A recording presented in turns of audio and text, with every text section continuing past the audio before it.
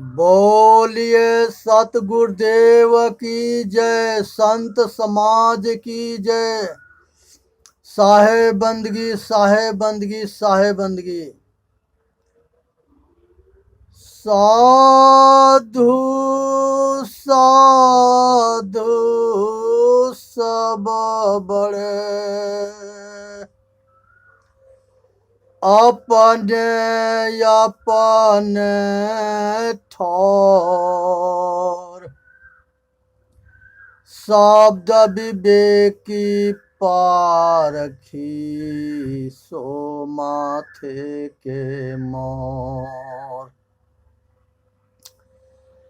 हे भाई, संसार के अंदर जो है मनुष्य जो है सबसे श्रेष्ठ जोनी है। इसी में सभी देवी देवता हुए हैं। इसी में जो है भगवान राम हुए हैं, कृष्ण हुए हैं, ब्रह्मा विष्णु महेश हुए हैं। सभी वो लोग मनुष्य थे और महापुरुष थे। सभी जैसे सबके जन्म होता है वैसे इन लोगों का भी जन्म हुआ था।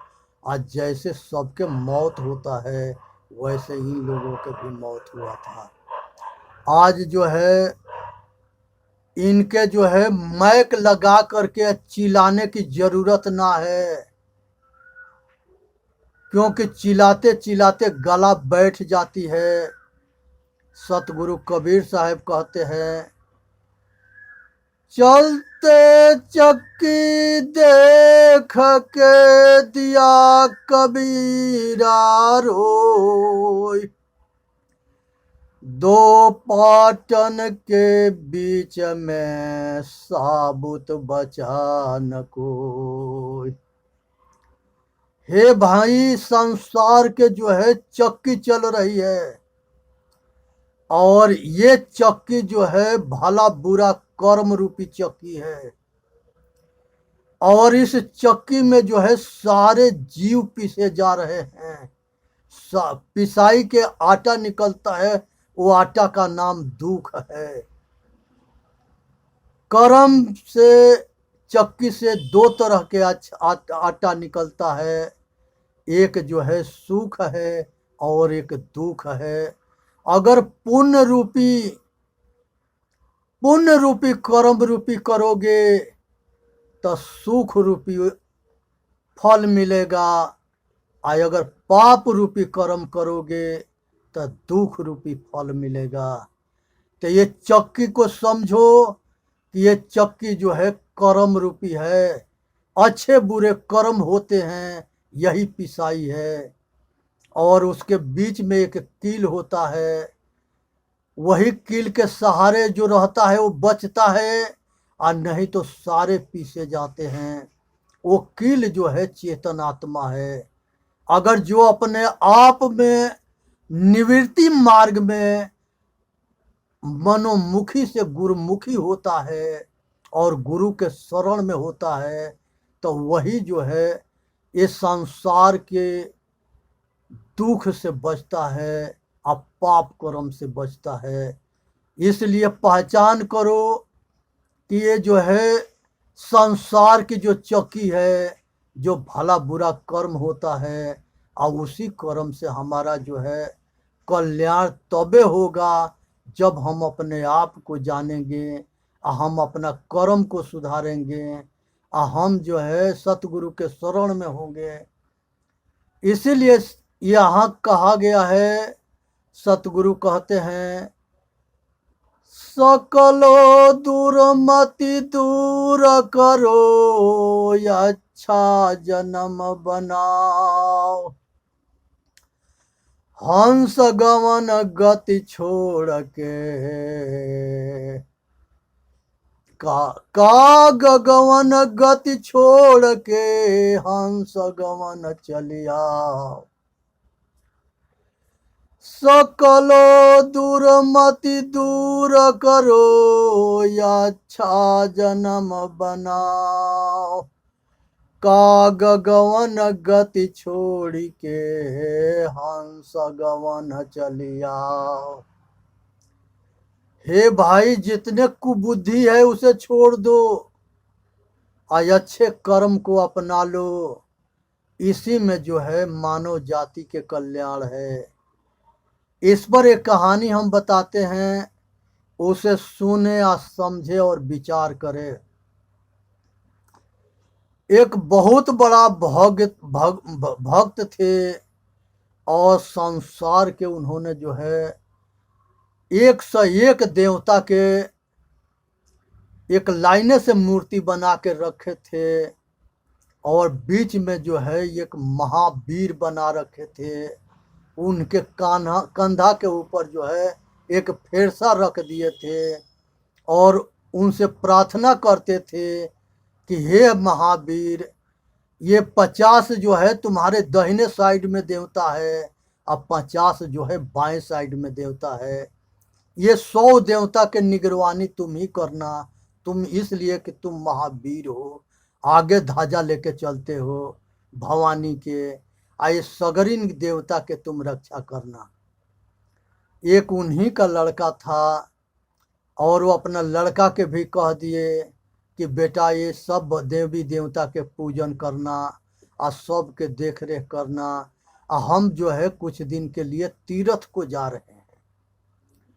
अब जो है वो जो है तीर्थ के लिए जब चले गए, तो लड़का जो है वो फेरसा को उठाया, और एक साइड में जो 50 थे उनके कुल्हनी के सिर काट दिया, और दूसरे साइड में जो 50 थे वो दूसरे दाहिने बाएं दोनों साइड के 50-50 देवता को जो है सिर काट दिया।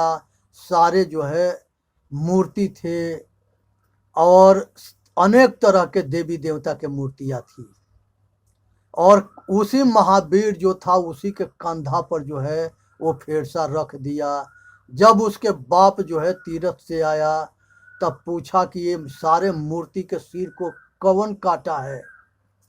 उसके लड़का पूछा कि पिताजी, जिसके कंधे पर फेरसा रखे हो उसी से पूछ लो, वही जानता होगा, हम तो दिन में रहते हैं, रात में जाके सो जाते हैं। अब जो है उसके बाप जो है बात को तो बूझ समझ लिया कि ये सारा करतूत यही हमारे लड़के के है, लेकिन उसने जो है कुछ बोला नहीं, इसलिए कि अब लड़का भी जवान हो गया था और ये जो है बूढ़ा हो गया था। तो सबके जीने का अधिकार है। अब चाहे तुम पाप करके जियो, चाहे धर्म करके जियो, चाहे पाखंड करके जियो, और चाहे साँचों के पूजा करो, और चाहे झूठों के पूजा करो, चाहे ये पाखंड में मूर्ति में अपना जीवन नष्ट कर दो, और चाहे अपने बाप महतारी और अपना परिवार के और रिश्तेदार के समाज के सेवा करके अपना जीवन के बना लो। साँचों के देवता और झूठों के देवता के आज के टेक्नोलॉजी के युग में 90% आदमी नहीं जानता है। मोटरसाइकिल से जाएगा और हनुमान जी के चौतरा पर मोटरसाइकिल से उतरेगा नहीं, और थैला में से 1 किलो प्रसाद निकालेगा और पंडित के बुलाएगा और कहेगा कि लो ये प्रसाद चढ़ा दो। वो पंडित आधा वहाँ रख लेगा, आधा लिया के चढ़ा देगा, और उसके बाद इसे कुछ पैसा लेके चला जाएगा और ये प्रसाद लेके घर आ जाएगा। ये पूजा है? यही पाखंड है। जिसको दिखाई नहीं देता, जिसको सुनाई नहीं देता, जो बोल नहीं सकता, जो न समझ नहीं सकता, और जो हिल डोल नहीं सकता, ये आदमी के बनाया हुआ आदमी के कला है, और इसका बाप आदमी है। ये आदमी अगर इसे भीख मांगेगा, ऐसे अंधविश्वास को फैला रखे हैं कि आज के विकसित वैज्ञानिक युग में इतने टेक्नोलॉजी बढ़ने के बाद भी जो है आदमी जो है ये मुर्दा के पूजा में लगा है, और जिंदा को जो है खाने वाला के जो है छीनता है, मारता है, लूटता है और दुख देता है, उसको इज्जत लूट लेता है, उसके सामान लूट लेता है, उसके संगे गद्दारी करता है, सारा संसार के कुकर्म करता है। जो साँचों के देवता है उसके संगे, और जो झूठों के देवता है उसके आगे दांत चिदोड़ता है, और उसके आगे भीख मांगता है और अपना कल्याण के कामना रखता है। ये उसको ये पता नहीं है कि साँचों के देवता के और झूठों के देवता के अगर अब ना जानोगे तो मरने के बाद जानोगे। कितनी बड़ी तुम्हारी दुर्भाग्य है। ये भगवान भी तुम्हारा रक्षा नहीं करेगा अगर नहीं समझा तो। इसलिए सोचो, सुनो, समझो और विचार करो और अपना कल्याण करो। यही समय है समझने के। जब आदमी के शरीर में जान होता है, होश होता है, जोश होता है, तो वो जिस क्षेत्र में अगर विचार बना करके या काम करता है तो सफल हो जाता है। और जब कहते हैं कि भक्ति करने के लिए बुढ़ापन चौथापन में भक्ति करनी चाहिए, जब सारे इंद्रियां थक जाएगी, देह में जान नहीं रहेगा, आंख से कम दिखाई देगा, कान से कम सुनाई देगा, जबान में भी वो ताकत नहीं रह जाएगा, शरीर में जान नहीं रहेगा, क्या अपना भला कर लोगे। इसलिए जो है संस्कार जो है जवानी में होनी चाहिए। जो बच्चे मन लगा के पढ़ते हैं, लोक दिखावा नहीं करते हैं, तब बाप महतारी के अनुमान लग जाता है कि इसके किस्मत में सुख है। आज जो बच्चे पढ़ाई में जो है मजाक करते हैं, अपना जीवन से खिलवाड़ करते हैं, उनको भी बच्चे उसको कुसंगत मिल जाता है। सुसंगत मिलता है तो वो सुधर जाता है, और कुसंगत मिलता है तो वो पथ भ्रष्ट हो करके वो जो है गुटखा बीड़ी पान मसाला नशा करने लगता है, अभक्ष भोजन करने लगता है, और लड़कियों के जो है चक्कर में रहता है, और लड़कियों के जो है फंसता है या फंसाता है, और उसी में अपना समय नुकसान कर देता है, जो उसको विद्यार्थी समय में पढ़ने का समय था। अब जो है एक जो है पढ़ संस्कारी है, जो अच्छे संगत करके लगनशील हो करके वो जो है बनावटी दिखावटी से दूर हो करके और मेहनत करके पढ़ रहा है, वो कामयाब होता है। वो जो है अच्छे पद पर जाएगा, और वो जो है उसको नौकरी खोजने की जरूरत ना पड़ेगा, नौकरी उसको खोजेगी। और जो अयासी करेगा, नशेड़ी करेगा, जुएड़ी के काम करेगा, व्यभिचारी के काम करेगा, वो अपना समय जब सब नष्ट कर देगा, तो वो जो है उसका जो है मार्ग जो है लोक परलोक बिगड़ जाएगा, और वो संसार के वो दुख को देखेगा, जो दुख जो है सुनने पर रोआ खड़ा हो जाता है, सुनने पर जो है आदमी के होश उड़ जाता है। वो जो है जैसा करोगे वैसे ही भरोगे। तो इसलिए अब तुम्हारी जिंदगी है, तुम चाहे बेहोश हो करके अपने आप के बर्बाद कर लो, और चाहे होश में हो करके अपने आप के आबाद कर लो। ये तुम्हारी जिंदगी है, तुम अपने ऊपर कृपा करो, और चाहे अपने जिंदगी में आग लगा लो, उसे किसी का मतलब ना है, क्योंकि तुम्हारे अंदर अब अहंकार हो जाएगा, ना किसी के सुनोगे, ना किसी के मानोगे, और तुम रावण हो जाओगे, कंस हो जाओगे, दुर्योधन हो जाओगे। तुम्हारी अहंकार तुम्हारे ही को ले मरेगा, और तुम्हारा लोक परलोक खराब करके और ले जाके के गधा घोड़ा बना देगा, कीड़ा मकुड़ा बना देगा, गीध और कौआ बना देगा, सुअर बना देगा। तुम्हारा कर्म ही तुम्हारा दुश्मन है, और तुम्हारा कर्म ही तुम्हारा हित है। ये देखो कि तुमको अपने ऊपर कृपा करना है, कि अपने आप के आबाद करना है कि बर्बाद करना है। तुम जो है अपना कल्याण नहीं कर सकते हो, तो अपने बाप महतारी के, अपने परिवार के रक्षा क्या कर सकते हो, अपने बाल बच्चे के रक्षा क्या कर सकते हो। और इसलिए विचार करो, सोचो, समझो, अब पाखंड से बचो। आज पाखंडे के चक्कर है जो कि बड़े बड़ी हस्ती बर्बाद हो गई। बड़े बड़े आज बहुत बड़े बड़े महात्मा जो है जेल की सजा के हवा खा रहे हैं। आसाराम बापू है जिसको लोग भगवान बना करके घर में अब पूजा करते थे। राम रहीम है, उसको भगवान के दर्जा लोग देते थे। अपना घर में मूर्ति लगा के उसको फोटो के पूजा करते थे। रामपाल जी महाराज है, उनको भी लोग जो है घर में फोटो लगा के पूजा करते थे। ऐसे कितने महात्मा जो है आज जो है जेल के अंदर सजा भुगत रहे हैं। पहले के जो सरकार थी वो डरती थी कि अगर ये शराब देगा तो हम मर जाएंगे, हमारा सब नाश हो जाएगा। आज के टेक्नोलॉजी के जो है आदित्यनाथ योगी और नरेंद्र मोदी ये विवेक के आंख लेके पैदा हुए हैं और आज जो है धर्म की रक्षा कर रहे हैं और अधर्म के नाश कर रहे हैं। आज जो है लोकप्रियता में वर्ल्ड में इन लोगों के पहला स्थान है और धर्मात्मा हमेशा जो है पूज्य होता है।